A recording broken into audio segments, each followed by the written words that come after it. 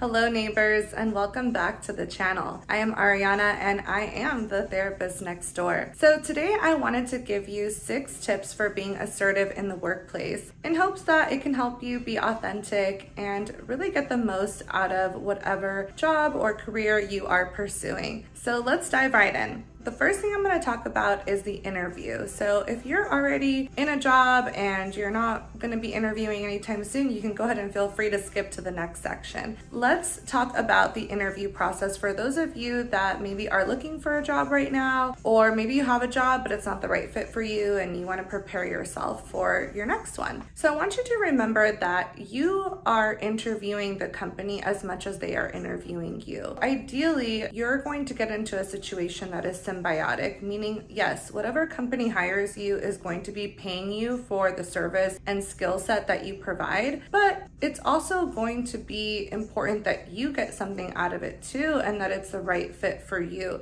So just keep that in mind in the interviewing process, meaning you're allowing yourself to ask questions. You're not bringing a false version of yourself. You're really making sure that it is the right fit for you and for your authentic self, so that ultimately both parties win. Now, when it comes to asking for compensation, I really like to encourage my clients, especially the young women that I work with, to ask for what they feel they're worth. So it's so important that you take time maybe before the interview process to look at what you've been making, maybe do some research on the position that you're interviewing for and what the typical salary is or the compensation, and feel free to ask for that or more based on your experience, based on the skill set that you're bringing to the table. Don't be afraid to ask. The worst they can say is no, and it's very rare for a company to not move forward with somebody they want to hire based on what that person might be asking for. I also recommend that you not be afraid of negotiating. So there may be a salary or compensation stated when you are interviewing and they're reviewing the position with you, but don't be afraid to ask for more, especially if you have experience and you're qualified to receive more. Don't be afraid of that negotiation process. Again, the worst they can say is no, and ultimately it'll be up to you to accept or to reject whatever they end up offering you in the end.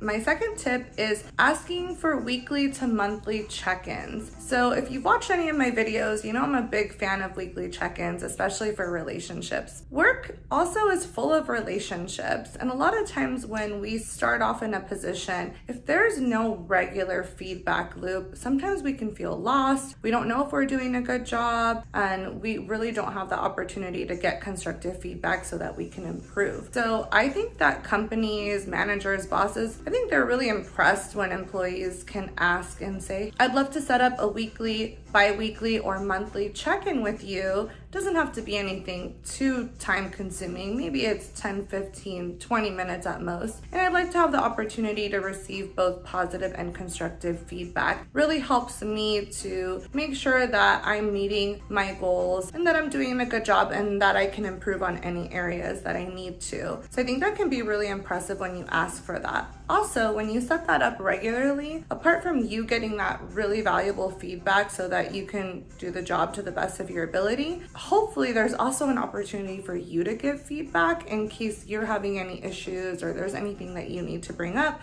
You've already kind of set up the foundation to do that. So moving on to tip 3, this is going to be about asking for a raise, asking for more money. Like I said in my interview tip, don't be afraid to ask for more money, to ask for what you're worth. Especially women, a lot of times we are raised and we're socialized to maybe not ask for things or maybe just be okay with what we get. And it's really important to push back and not be afraid to ask for what you think that you're worth. I don't think you should be asking for something that is out of the question. So I would recommend that when you're asking for a raise, you do your research and you make sure that you understand how much that position generally makes. If you really do believe that you should be be making more or that you deserve that raise, be prepared with a proposal. Write down some talking points or even a letter that you may submit where you can discuss your metrics, you can discuss your performance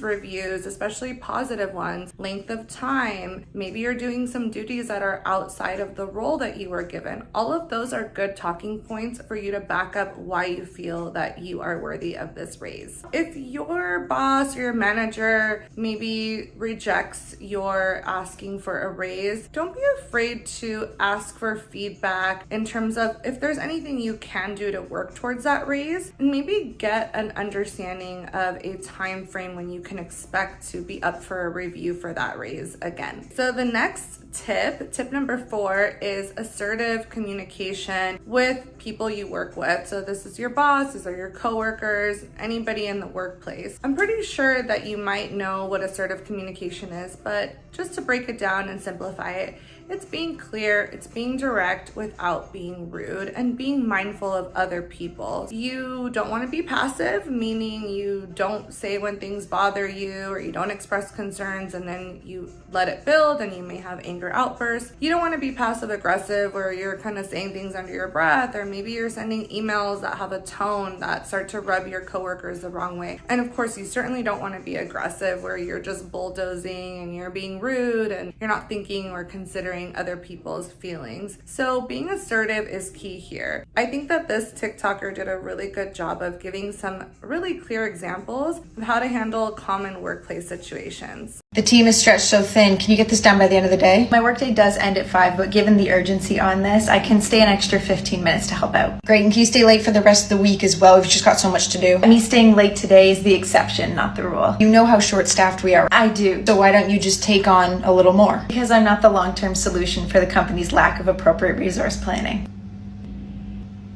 Toodaloo. Okay, so tip number 5 is all about work-life balance. So of course, we're going to talk about boundaries here. So some things to be mindful of are try your best to end your day when you're supposed to end your day. I know a lot of times in the corporate world, if you're on salary, there's an expectation that you work however many hours you need to get the job done. I'm not a huge fan of that. I'm sure corporate world is not going to love me saying that, but it's really important that you have a time for yourself, especially a time that you're not being paid for, to recharge, reset, and take care of yourself so that you can come back to work the next day and do a really good job. So it's okay to stay late sometimes if you really need to, but try not to make it a habit as best you can. Another thing that can be really helpful is having some sort of transition activity that you do when your workday is done. Thinking of boundaries, it's also helpful to maybe turn off your notifications, stop checking your emails if you can, really kind of close the workday up. And again, that transitionary activity could be changing your clothes or taking a shower, or going for a walk, maybe doing a meditation, doing some stretches,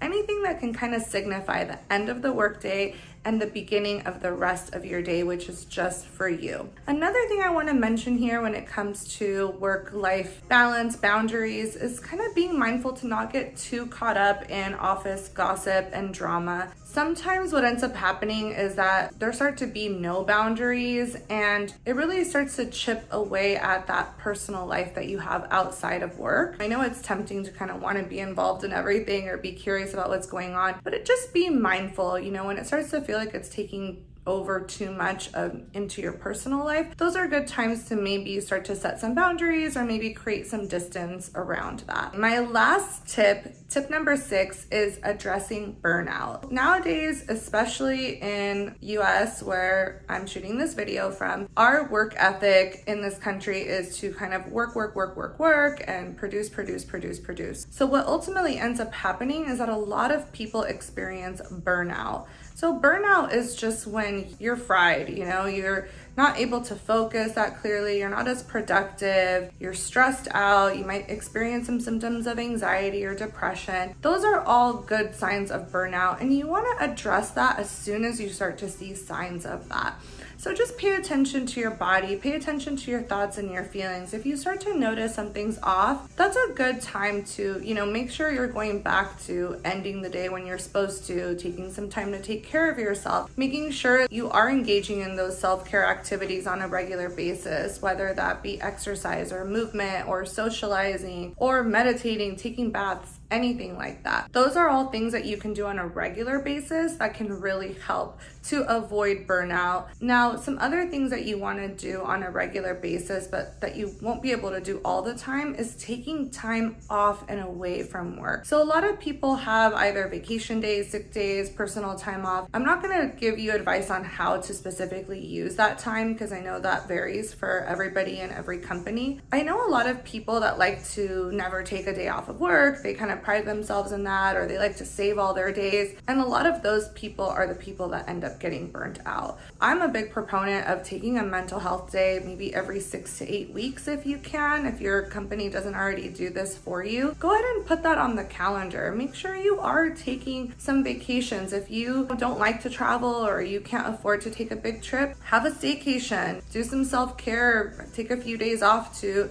spend time with family or friends, or just even reconnect with yourself. It's very important to take time away from work so you can recharge, reset, and again, come back to work and be able to be productive and be able to do what you need to do there. So hopefully this was helpful. If you guys like these tips or you want more tips like this, please let me know in the comments. I really want to come out with more videos that are specific to what you guys want to watch and what you need some help or guidance with. And if you like what you see, please subscribe. Obviously, comment and like. That means a lot too. I really appreciate you taking the time to watch this, and I will see you soon. Authentically yours, Ariana.